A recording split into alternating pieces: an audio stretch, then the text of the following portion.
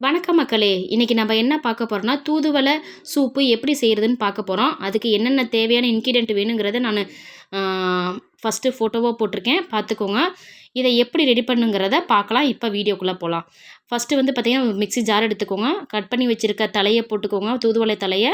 அடுத்து வந்து பார்த்தீங்கன்னா, சின்ன வெங்காயம் ஒரு 10 சின்ன வெங்காயம், 10 பல்லு பூண்டு, 10 கிராம் ஜீரகம், 2 பட்டை, 2 கிராம்பு இது எல்லாத்தையும் ஒன்றா மிக்சியில் போட்டு நல்லா அரைச்சிக்கோங்க. மைய அரைச்சிக்கோங்க. தக்காளி, நாட்டு தக்காளி நான் ஒரு பீஸ் போட்டிருக்கேன்.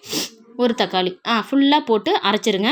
அதுக்கப்புறம் வடை சட்டி வச்சு நல்லெண்ணெய் ஊற்றி அதில் ஜீரகம், மஞ்சத்தூள், மிளகுத்தூள் போட்டு அரைச்சி வச்சுருக்க விழுதையும் எடுத்து அதில் ஊற்றிடுங்க. ஊற்றுனதுக்கப்புறம் கொஞ்சோண்டு கல் உப்பு போடுங்க. உப்பு போட்டதுக்கப்புறம் ஃபுல்லாக நல்லா கிண்டி விடுங்க. கரெக்டாக 10 நிமிஷம் வந்து பார்த்திங்கன்னா கொதிச்சிச்சுன்னா போதும். சூப்பு நமக்கு குடிக்க வேண்டிய பதத்துக்கு ரெடி ஆயிரும். போடும்போது உப்பு வந்து கல் உப்பு தான் போடணும், தூள் உப்பு பயன்படுத்தக்கூடாது. இப்போ பாருங்கள் நல்லா கொதிச்சு வருது. இப்போ நமக்கு சத்தான தூதுவளை சூப்பு ரெடி.